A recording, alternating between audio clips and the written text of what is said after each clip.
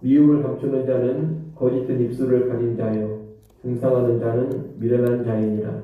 말이 많으면 허물을 면하기 어려우나 그 입술을 제어하는 자는 지혜가 있느니라. 의인의 혀는 수는과 같거니와 악인의 마음은 가치가 적으니라. 의인의 입술은 여러 사람을 교육하나 미련한 자는 지식이 없어 죽느니라. 여호와께서 주시는 복은 사람을 부하게 하고 근심을 겸하여 주지 아니하시느니라.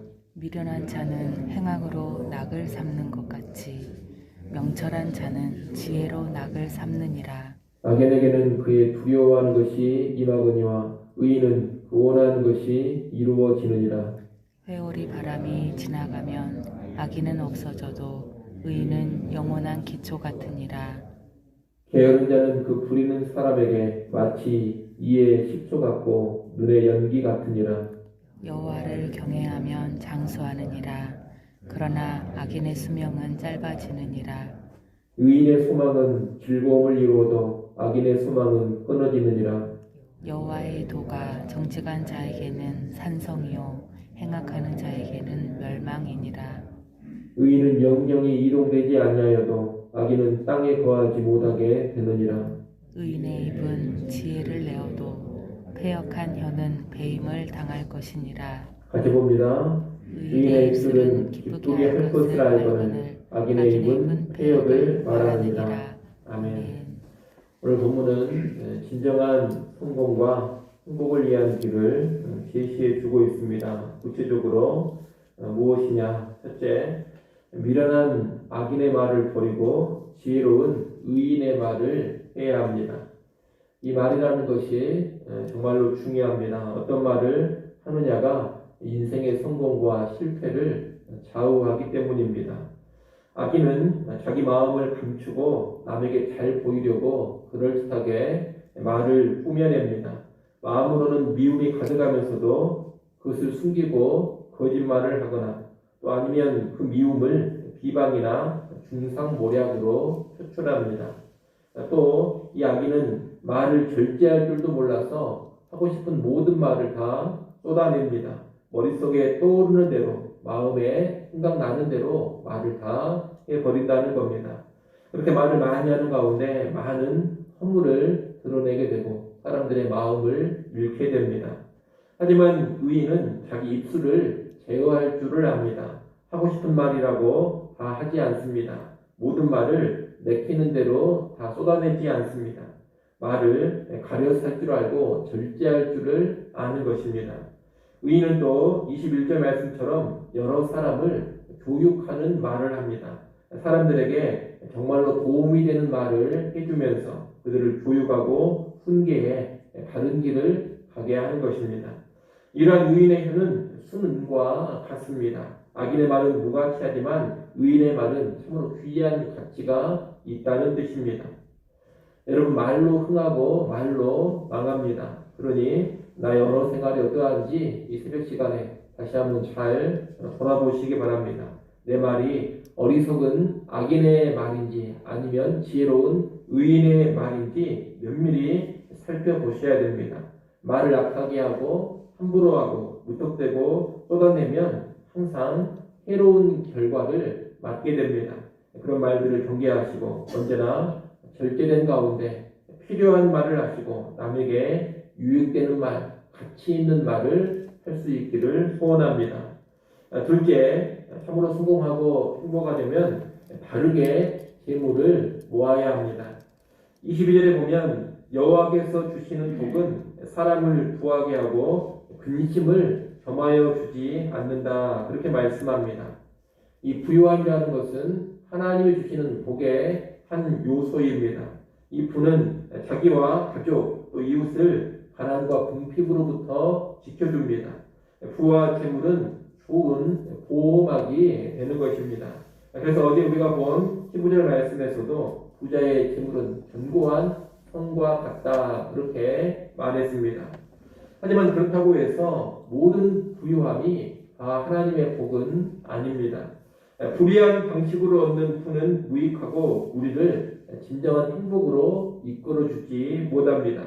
불의한 부는 근심과 불행을 우리를 이끌어오고 우리를 파멸로 끌고 갑니다. 따라서 우리는 하나님이 주시는 그 복된 부요함을 누리고자 해야지 내가 인위적으로 또 죄악된 방식으로 부요함을 추구해서는 안 되겠습니다. 신약성경 디모데전서 6장에 보면 부하려고 애쓰지 말라, 부자되려고 애쓰지 말라 그렇게 권면하고 있습니다.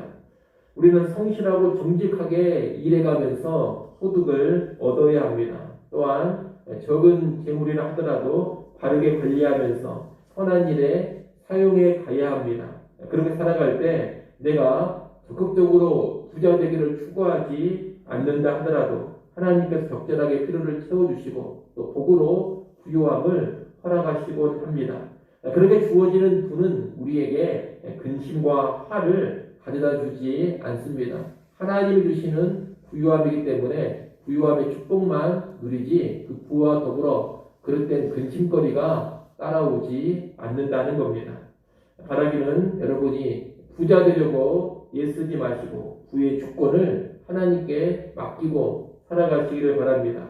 하나님께 맡겨버리시고 여러분은 다만 정직하고 성실하게만 일해 가시고 또 바르게 물질을 관리하면서만 살아가시기 바랍니다. 그렇게 살아간다면 하나님께서 적절히 필요를 채워주시고 하나님이 주고자 하신다면 부요함도 허락해 주실 것입니다. 그리고 그런 부요함 가운데에서는 어떤 재난과 근심도 맛보지 않을 것입니다. 아무쪼록 하나님의 주권 가운데 성실하게 바르게 살아가면서 축복된 재물을 누릴 수 있기를 소원합니다. 마지막 세 번째로 결론을 알고 의로움을 선택해야 합니다. 23절부터 32절까지 말씀을 보면 의인과 악인의 최종 결국을 여러 가지 모양으로 이야기하고 있습니다. 악을 행하기 즐거워하는 악인 또 게으른 악인에게는 두려운 일들이 회오리 바람처럼 닥쳐오고 그는 결국 무너지고 침몰합니다. 그의 수명은 오래가지 못하고 그의 희망은 결국 끊어집니다. 잠시 득세할 수는 있지만 지속할 수 없습니다.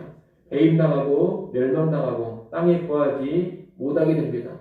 악인이 왜 이렇게 됩니까? 악인은 결국 사람들에게 외면당하고 무엇보다 의롭고 공의로운 하나님께서 그 악인을 심판하시기 때문입니다. 그래서 악인의 최종 결국은 언제나 사망, 멸망입니다. 하지만 지혜로운 의인은 회오리 바람이 불어닥친다 하더라도 기초가 든든해서 흔들리지 않습니다.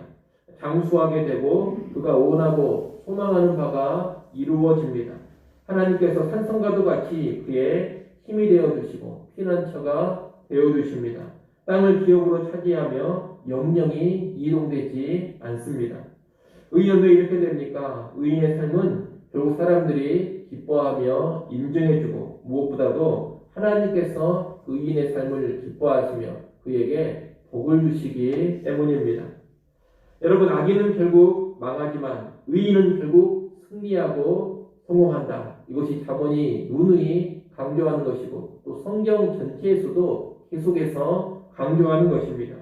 그러니 우리는 언제나 최종 결과 끝을 볼 수 있어야 하겠습니다. 결론이 어떻게 나는지를 분명히 알고 있어야 합니다. 우리가 살아가는 인생은 언제나 선택과 결정을 요구합니다. 하루에도 여러 번 무언가를 선택하며 결정하며 살아가는 것이 우리의 인생입니다. 그리고 그때마다 성경에 알려진 의인과 악인의 최종 결국을 보면서 언제나 바른 길을 선택하시고 의로운 길로 결정해 가시기를 바랍니다. 끝을 보면서 악인의 길을 피하고 의인의 길을 선택하는 것, 이것이 참된 지혜인 것입니다. 이 의인과 악인의 삶은 그 과정에 있어서 정말로 다양한 양상으로 펼쳐질 수가 있습니다. 의인이 때로 고난을 받기도 하고 악인이 흥하기도 합니다. 또 의인이 잘 될 때도 있고 악인이 무너질 때도 있습니다. 또 그러다 보면 다시 의인이 힘들어지고 악인이 왕성해지기도 합니다. 여러분, 이 세상사가 단순하거나 단조롭지 않습니다. 참으로 복잡하고 미묘하게 세상의 일들이 인생사가 펼쳐져 갑니다.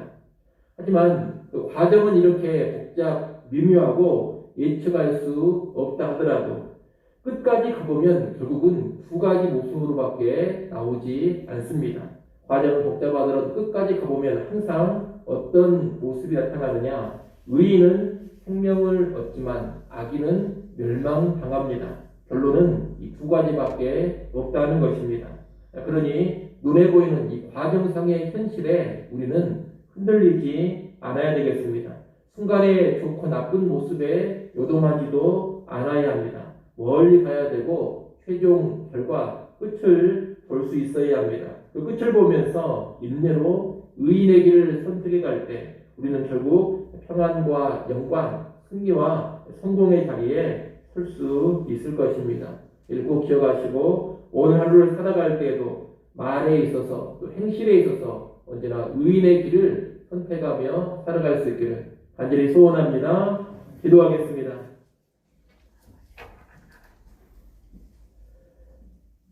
하나님 아버지, 의인의 입술, 의인의 말이 어떤 것인지를 잘 깨달아서 악인의 말을 버리고 언제나 의인의 말을 하는 성도들 되게 하여 주시옵소서. 바른 물질 생활이 있어지기를 간절히 원합니다. 언제나 물질과 연관해서 죄 짓는 자들 되지 않게 하시고 후의 주권을 하나님께 맡기며 성실하고 근면하게 살게 하시고 언제나 정직한 물질 생활 이루어가게 하여 주시옵소서. 무엇이 의인의 말인지 또 무엇이 의인의 물질 생활인지 잘 깨달아서 오늘로 살아갈 때에도 의인의 길만을 선택하게 하시고 우리 일평생 의인의 길로 나아가게 하여 주옵소서. 그래야 의인에게 주시는 놀랍고도 귀한 복을 풍성히 받아 누리게 하여 주시옵소서.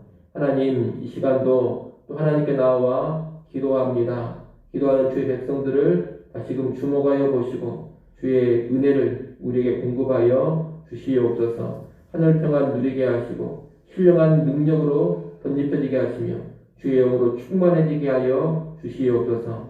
그대 험한 세상 승리하며 살아가게 하여 주옵소서. 이 시간 기도할 때에도 살아계신 하나님과 모두 깊이 있게 교제하며 깊이 있게 만나는 시간 되게 하여 주옵소서. 예수님의 이름으로 기도드리옵나이다. 아멘.